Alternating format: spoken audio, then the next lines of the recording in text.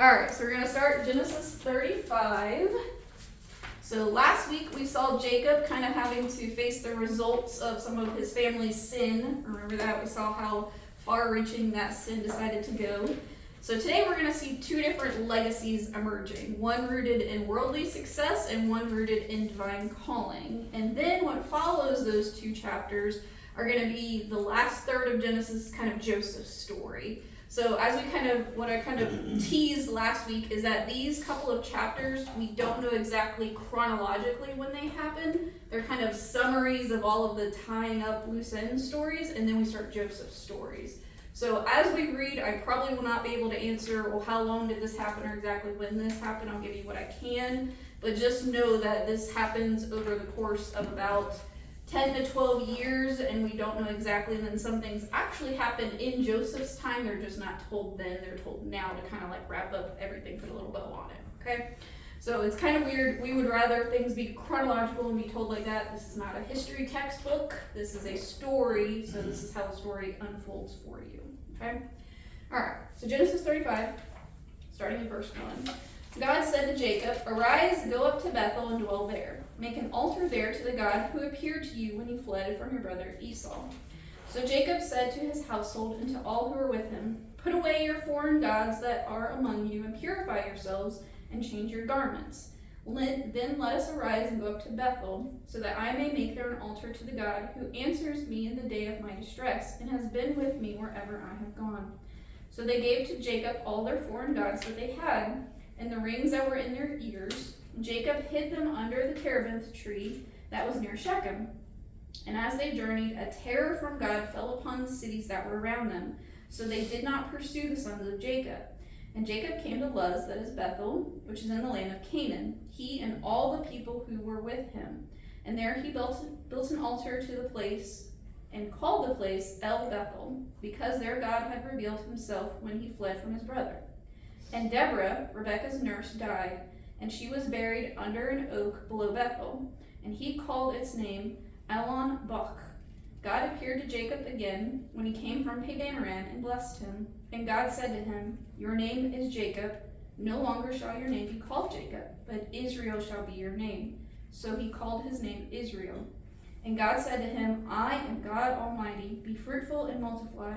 A nation and a company of nations shall come from you, and kings shall come from your own body.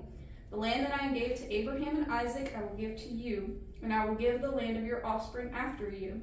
Then God went up from him in the place where he had spoken to him. And Jacob set a pillar in the place where he had been spoken with him, a pillar of stone. He poured out a drink offering on it and poured oil on it. So Jacob called the name of the place where God had spoken with him Bethel. All right.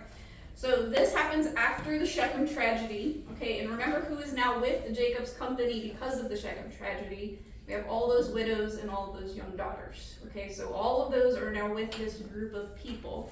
So God is now calling Jacob back to where he was supposed to be going. Remember, he told him, "I need you to go to Bethel." Where does he go? He goes to Shechem. He goes all over the place. He doesn't go where he's supposed to go. So, and then this tragedy happens. So God is telling him, okay, we're going to start over again. I'm going to give you a second chance, right? And so what does he tell all of these people? He tells them put away their foreign gods. And that is why, because we not only have the people from Shechem, but remember, what did Rachel do when she left her father's house? She told her father's idols. And they were never found and discovered, but she still had them, okay? So this is now an opportunity for everyone to get on board here. Is Bethel originally where Jacob and Esau, where Isaac came and they had Jacob and Esau there? Yes. At Bethel? Was it in Bethel? Where were they living? Where were Jacob and Esau and them raised? Because he wants them to go back to Bethel. Yeah, correct? Back towards Bethel. So Bethel's kind of in the direction of Esau. I think he's a little further south, but it's that direction. Okay. Yeah, but that's where God met Jacob when he was leaving. So it's just outside of where Isaac is, heading towards north, Padan Aram. So God wants him to go back there to remember, this is where I met you, this is where I commissioned you, I want you to go back there. Yeah, so heading towards where his father is, it's not quite exactly, but yes, in that direction. Okay, so he tells all of these people, remember we have all of these widows, we have still Rachel's idols, apparently we have some other idols and stuff that have been floating around the camp. And what Jacob does with them is pretty interesting. He doesn't burn them, he buries them. So it's as if they are dead to him. So this is, I want you to go with the symbol here. He's actually burying them as if to put them to death. And it's interesting where he buries them. He buries them near Shechem. So he's really wanting to put all of this behind him and move forward with all of this, okay? So he's going to separate himself out from Shechem and the things that happened there, okay?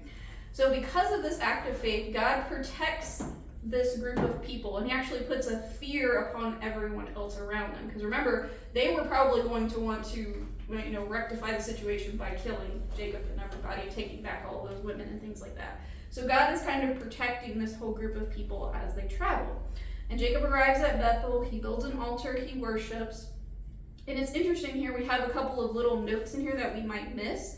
But we have a note here about Rebecca's nurse, Deborah, who dies. And it's interesting because we have no other record of this woman. So we don't know how she even got to become part of Jacob's family. She might have been sent at some point. She might have went with Jacob earlier. We're not exactly sure, but she's in the company. And she ends up dying. And then they named the place Oak of Weeping. So it's obvious that they mourned for her because they actually named the place where they buried her the Oak of Weeping. Right? And so we have this record of this woman's life and the effect that she had on this family. Okay? So God meets Jacob right where he is, and he basically gives him a redo. He reminds him of all of the previous promises. He said, I'm still with you. I'm still your God. I'm going to do everything that I did for Abraham and Isaac.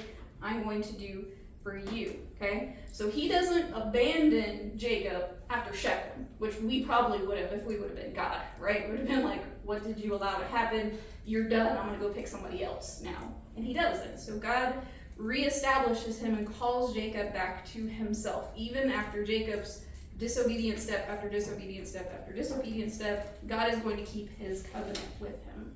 Okay? So let's continue on. Verse 16. Then they journeyed from Bethel when they were still about some distance from Ephrath. Rachel went into labor. Okay, so we're not told exactly when she gets pregnant, but she's now in labor with her second son. And she had a hard labor. And when her labor was at its hardest, the midwife said to her, do not fear, you have another son. And as her soul was departing, for she was dying, she called his name Ben-Oni. But his father called him Benjamin. So Rachel died, and she was buried on the way to Ephrath, that is Bethlehem. Yes, that Bethlehem. And Jacob set up a pillar over her tomb. It is the pillar of Rachel's tomb, which is there to this day. Israel journeyed on and pitched his tent beyond the tower of Eder. While Israel lived in the land, Reuben went and lay with Bilhah, his father's concubine, and Israel heard of it. Now the sons of Jacob were 12. The sons of Leah, Reuben, Jacob's firstborn, Simeon, Levi, Judah, Issachar, and Zebulun. The sons of Rachel, Joseph, and Benjamin. The sons of Bilhah, Rachel's nurse, David, and Dan and Naphtali. The sons of Zilpah, Leah's servant, Gad and Asher. These are the sons of Jacob who were born in him to Padanaram. And Jacob came to his father Isaac at Mamre in Kiriath Arba, that is Hebron, where Abraham and Isaac had sojourned. Now the days of Isaac were 180 years. And Isaac breathed his last, and he died, and was gathered to his people, old and full of days. And his sons Esau and Jacob buried him. Okay, so we have some very interesting summaries, and I want you to read it like that. So God's basically like summarizing everything that happens to all of these people, okay? So we're told that Rachel is going to have her second son. She's had a very difficult labor, and she ends up dying after she gives birth to her son, who she wants to call Ben-Oni, which means son of my sorrow, okay, obviously. But Jacob calls him Benjamin, which is son of my right hand. So he wants to give him an honorable name and not this son of sorrow to be remembered as Rachel's dying here. So Jacob buries Rachel in a place that is known as Bethlehem. Okay, yes, that Bethlehem from the season, from the song, okay, where Jesus is born, Bethlehem, same place. And he sets up a pillar there, and we're told that the pillar stands even to that day. So that means that when Jesus would have been welcomed into the world there in Bethlehem, it would have been in the shadow of this pillar of Rachel's memorial stone. Okay? And then we get a very interesting one little line here that Jacob is dealt another blow by his son Reuben. That Reuben sleeps with Rachel's handmaiden, one of Jacob's concubines. And all we're told is that Jacob hears about it.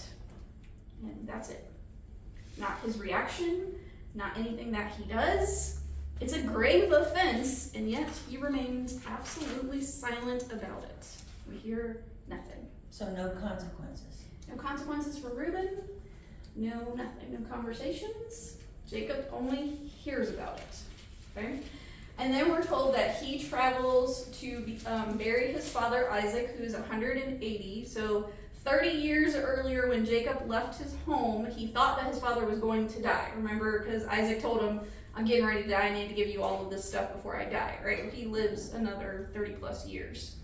But by God's grace, Jacob arrives home to bury his father Isaac. Now this actually happens when Benjamin is about 13 or 14, so that's why I say we have kind of this little time jump. We're wrapping up Isaac's life before we jump into Joseph.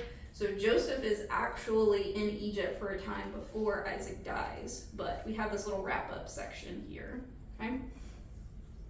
All right, so then chapter 36 is all of Esau's descendants, and for time's sake, we're only going to read one or two little verses here. So verse 1 of chapter 36, these are the generations of Esau, that is Edom. Esau took his wives from the Canaanites, okay, and then jump down to verse 6. Then Esau took his wives, his son, his daughters, and all the members of his household, his livestock, all of his beasts, and all the property that he had acquired in the land of Canaan. He went into the land away from his brother Jacob, for their possessions were too great for them to dwell together. The land of their sojournings could not support them because of their livestock. So Esau settled in the hill country of Seir. Esau is Edom. In case you missed it for the second time, Esau is Edom. They're the same person. So this whole chapter just seems like this big, long list of names, but really it tells us something important about Esau and the bigger story he played in God's story. Esau's descendants are materially prosperous. They are politically very powerful. We get a list of kings and influential people here, and they are historically significant, even founding such cities as Petra, okay, the place where people go and you go and it's a city built into the rock. Edom's people created that, okay? And they have kings long before Israel's line of kings, okay? But among them, we meet people like Amalek, the ancestor of the Amalekites, okay? They're bitter enemies of Israel, and it just illustrates how far spiritual consequences reach through Esau's choices, all the way to the story of Queen Esther. If you remember, thousands of years later, when we talked about the book of Queen Esther and where Haman comes from, and that he is an Agagite, he is a direct descendant of Amalek, okay? That's where all of these people come from. All right, so that is why that whole list of names is there. If you do have time, I do recommend it. You're going to trip up on some names, but that's okay. They're all in there for a reason, to show Esau's descendants in comparison to Jacob's descendants, okay? Well, All right. Esau had quite a few wives. Yes, he did. Okay. Yes, he did. Remember, because he figured that if he kept taking wives, he'd make his mom happy. Yeah. He'd finally Oh, find one that she yeah. might like and Yeah. approve of. Yeah. Don't you love that? As a boy, his solution is, I'll just keep marrying women and I'll make my mom happy. She'll eventually like one. She'll eventually like one. She'll like somebody. One of them will become the favorite, right? If I give her enough choices of wives, she'll be happy with me. Glad you're here, Logan. We're glad you're here. Don't you like that solution? I think that's a great solution. It obviously worked for Esau, right? Obviously it worked for him. Alright, so yes, that's how he does have all of those descendants, because he does have multiple wives. But we're told that they all are Canaanites. So he never goes and gets one from Rebecca's side of the family, so she's never happy, because none of them came from her side of the family. He missed that. He missed that. Yeah, he missed Requirement. that. He was just staying local. He was marrying some local gals. Okay. Alright. And now we are introduced to Joseph. Yeah. She'll never admit to it. You're good. I'm a fan. Deep breaths. Alright, chapter 36. 37, we are now going to be introduced to Joseph's story. So from chapter 37 on to chapter 50, we have Joseph walk onto the scene and he becomes the main character of the rest of the story. Okay, remind me who Joseph is. Joseph is Jacob's son. He's son number 11. And then Benjamin is son number 12, and they're the only brothers of Rachel. Yeah, Rachel, the only 2 kids. Yeah, Gotcha. she only has 2 Okay. kids. But Benjamin wasn't born until after Joseph was sold. No, he's actually born beforehand, but Okay. probably just beforehand. Okay. You'll see. I always thought it was after. Yeah, that's why I said the time here is a little awkward. We're not told the exact events, but in order for Benjamin to be married and have wives, by the time they come back, he has to have been born before he leaves, because there's not enough time. He would have been too young to have Syndrome wives. in Genesis. Okay, so that's how we know he would have been born a little earlier in the time period. Yeah, so when it's in the summary, we have to be very careful with saying, well, just because it happens, bam, bam, bam, doesn't mean it's chronological. It could just be, here's all the events, and then we're gonna go back and we're gonna talk about Joseph. So that's kind of what happened at the end of 35. God kind of goes, I'm gonna give you the rest of the story, and then we're gonna hit reverse and go back to Joseph's story. So yeah, so his youngest brother is born. He's probably a little kid, but he is born at this point. Is this Joseph of the coat of many colors? Yes, and we're going to be introduced to his coat here in just a second. It becomes an important character in the story. Alright, verse 1 of chapter 37. Jacob lived in the land of his father, sojourning in the land of Canaan. These are the generations of Jacob. Joseph, being 17 years old, was pasturing the flock with his brothers. He was a boy with the sons of Bilhah and Zilpah, his father's wives. And Joseph brought a bad report of them to their father. Now Israel loved Joseph more than any of his other sons, because he was the son of his old age. And he made him a robe of many colors, or a coat of many colors, same word. But when his brothers saw that their father loved him more than all his brothers, they hated him and could not speak peaceably to him. Now Joseph had a dream, and when he told it to his brothers, they hated him even more. And he said to them, Hear this dream that I have dreamed. Behold, we were binding our sheaves in the field, and behold, my sheaf rose and stood upright, and behold, your sheaves gathered around it and bowed down to my sheaf. His brothers said to him, Are you indeed to reign over us? Are you indeed to rule over us? So they hated him even more for his dreams and his words. Then he dreamed another dream, and told it to his brothers, and said, Behold, I have dreamed another dream. Behold, the sun and the moon and 11 stars were bowing down to me. But when he told it to his father and to his brothers, his father rebuked him and said to him, What is this dream that you have dreamed? Shall I and your mother and your brothers indeed come to bow down ourselves to the ground before you? And his brothers were jealous of him, but his father kept the saying in mind. Dun, dun, dun. Alright, so we're told that Joseph is about 17 years old, and he's kind of the favorite, okay? He reminds his father of the favored wife of Rachel, okay? And his father decides to craft for him a coat, or robe. It would be like the outer garment, and it's all of the different colors. So remember that Jacob got all of the speckled animals when he left Laban. Okay, so we have all of these different multicolors available to us. So he decides to craft this beautiful garment of all of these different colors, and he gives it to Joseph. The problem is that Joseph is the second youngest son, and he's got a lot of big older brothers who are not happy about all of this. And Joseph, we're told, he even tattles on his brother. So when he joins them out in the field and his brothers are acting up, he goes home to daddy and tells daddy all of the bad things that his brothers are doing. Okay, so you hear this kind of pride that wells up in Joseph here, right? And this makes him obviously unpopular with his older brothers, okay? And God gives him these two dreams that kind of hint toward future leadership. The problem was that when he shares them with his big brothers, he's not just sharing something that happens every day. I had this weird dream, fellas. Can you tell me what it's like? He's like, oh no, I had this great dream and God told me that y'all are going to bow down to me. Isn't that wonderful? And the brothers goes, excuse you? No, see, there's 10 of us before you. We're not going to bow down to you. And he even shares it with Jacob, and Jacob goes, who do you think you are? but he keeps it in the back of his mind. Okay, God's gonna do something with this little boy. I don't know what, but something's gonna happen Or he here. sees himself. He probably sees himself in him too. Uh-oh. Pride cometh before the fall, little Joseph. But you see that he only rebukes him. Stop telling these dreams, because they're going to get you in trouble. I mean, they weren't received well the first time. Yeah. You tell them about the second And then one. you tell me about the second one. He wasn't reading Right, the room well. get a diary, like Yeah. stop telling your brothers. Yeah, you hear the pride in here, because God's gonna set me up. God's gonna make me ruler, and we forget the way that God makes us rulers sometimes. He has to bring us really low before he brings us really I am high. untouchable. Like me and the bride. I'm untouchable. I am untouchable. I am going to be great and mighty, and there's nothing you can do about it. And his brothers go, watch. Wanna bet? We'll see how much you stand tall after this. So let's find out what happens in verse 22, or verse 12, excuse me. Now his brothers went to pasture their father's flocks near Shechem. Was that a good idea? They cannot seem to stay away from this place.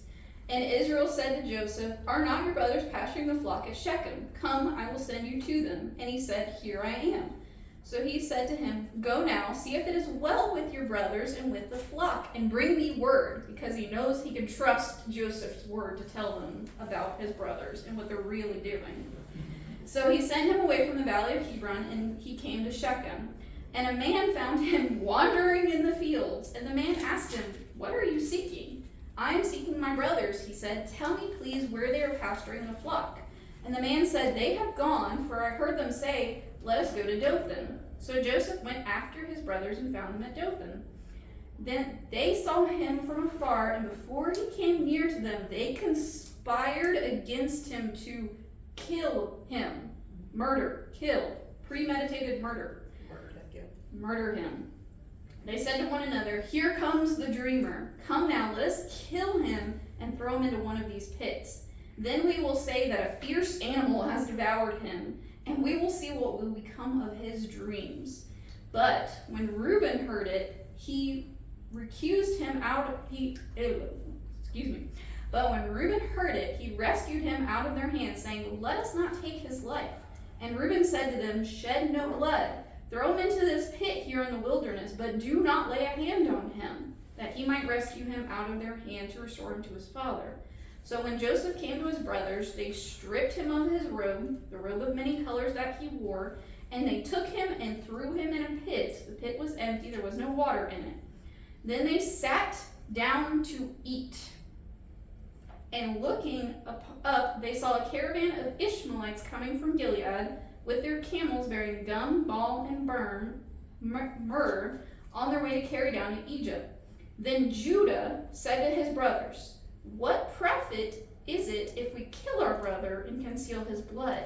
Come, let us sell him to the Ishmaelites, and let not our hand be upon him, for he is our brother, our own flesh. And his brothers listened to him.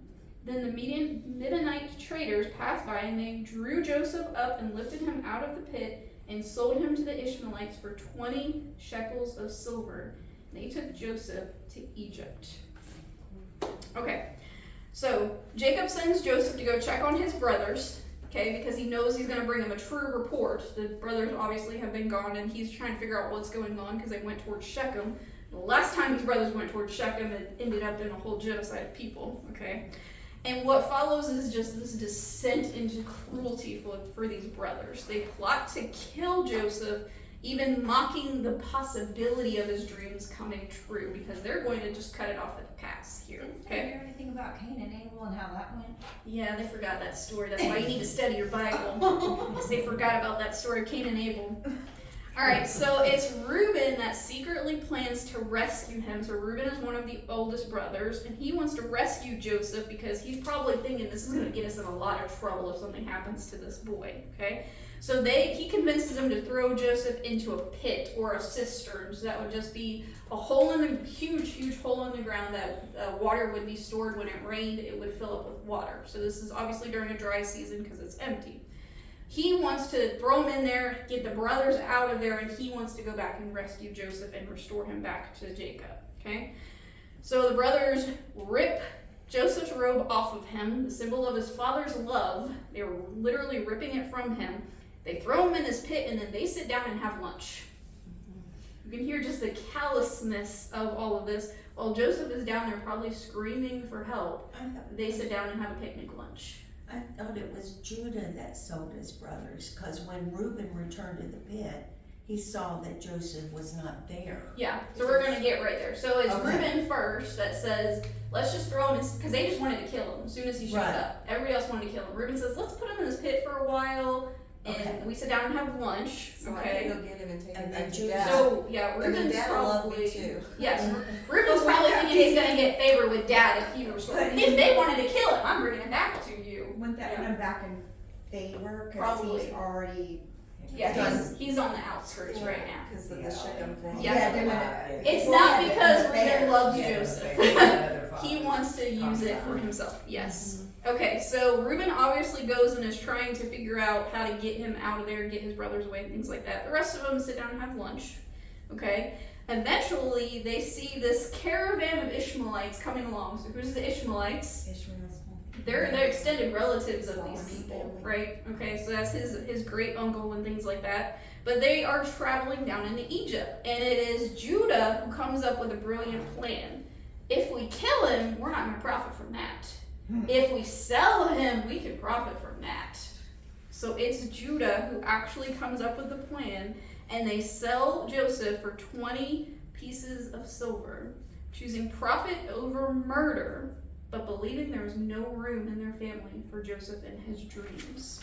Okay? And it's interesting that it is Judah who comes up with this plan to sell his brother, because in the New Testament, Judas, root name is Judah, and he betrays Just wondering Jesus about for that. 30 silver pieces. Wow. Is he by chance traced through that family line? Just No, out of but his curiosity. name is the root word for Judah. So Judah, Judas, they share the same root word. You just read it online.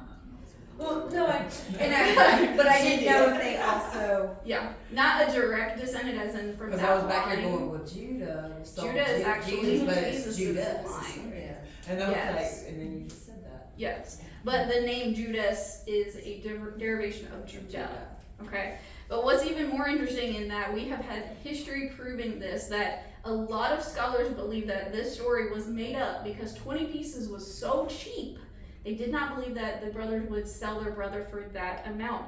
But then we have had records found during this time period that slaves were actually sold between 15 and 20 pieces of silver. So it just reconfirmed this story of, okay, it must have been true, then it's not really a hyperbole. And then in the New Testament period, we hear the 30 pieces of silver. We think that might be a lot, right? If I had handed you 30 pieces of silver, you'd be like, oh, it's a good day, right? But it's actually amount for the lowest possible amount to sell a servant to. It would be for women and for slaves. So it is actually the lowest amount that you could sell another human being for. And they are even mocking Jesus in that he's not even worthy. He doesn't even fetch a fair market price for himself. He would earn the lowest amount. And that's what Judas sells him for, 30 pieces of silver. Okay. Alright, so verse 29, let's read the rest of the story. When Reuben returned to the pit and saw that Joseph was not in the pit, he tore his clothes and returned to his brothers and said, "The boy is gone, and where shall I go?" Then they took Joseph's robe and slaughtered a goat and dipped the robe in the blood.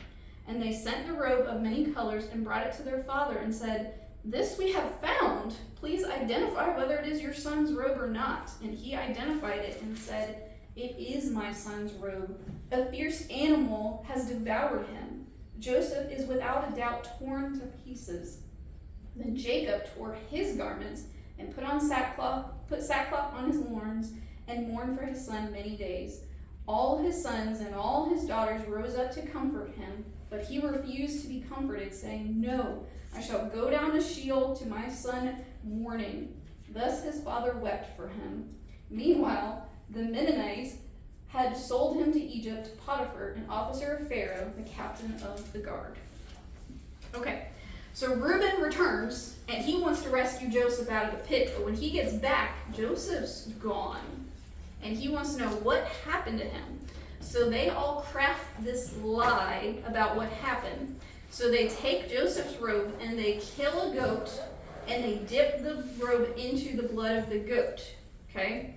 And they're going to present it to their father as evidence and let him assume the rest of the story. So this is not a direct lie. This is a lie of omission and a lie of false evidence, okay? It's also a callback to Genesis 27, where a stolen coat and a dead goat is what Jacob used to deceive his brother. And now it's coming back on him that a dead goat and a stolen coat is what is going to deceive our deceiver, okay? So he tears his clothes and he weeps bitterly. He puts on sackcloth and he tells them, I'm going to mourn for the rest of my days because Joseph has been killed. And meanwhile, his sons pretend to console him, knowing full well what happened to their brother. And they are going to pretend for the rest of their lives and carry that guilt with them for decades, okay? And Joseph is going to mourn a death for decades that never even happened. Meanwhile, his son is in Egypt, okay? So we're told that Joseph ends up down in Egypt, and Potiphar, who's an officer of Pharaoh, ends up buying him. And he's going to move from favored son to slave, and this descent is only going to continue downward for Joseph for a while. And it seems like God has left this poor boy, right? Because he told him, you're going to be great. Everyone's going to bow down to you. And yet, he sold him to slavery, okay? And it's interesting the way that God is going to position Joseph for a much, much greater work for those of you who know the rest of the story. And we have this quiet little moment in this story to remind us that people's choices may be wicked and may be awful and messy and horrible, but sometimes that is what God wants to use for redemption. And we don't always understand that. That is very hard for us to wrap our head around because we want everything to work out perfectly, and that we think that's the only way that God's going to redeem things. And really, God's going, I can redeem anything. Even all of this mess, even all this drama, even all of these wicked choices, I am going to use to redeem my story, okay? So we have this contrast here between Esau's worldly legacy. We hear this like lifting up of Esau's line that they have kings and they have these huge cities, but at the end of it, they become the enemies of Israel. And then we have Jacob's line that is murdering people all over the place, and yet that is the one that holds the covenant line here, okay? And Joseph's story and journey is going to teach us that God can use all of it to move his prepared path and plan along for the rest of Joseph's story.